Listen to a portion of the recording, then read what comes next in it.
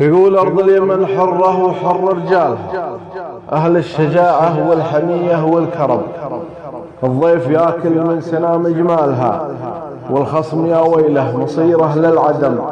أرض اليمن جنة يصب شلالها، بالخير يدفق وكل ما له قدم، من وسط صنعاء لا سفوح جبالها، من حضرموت الخير لا وادي دهم.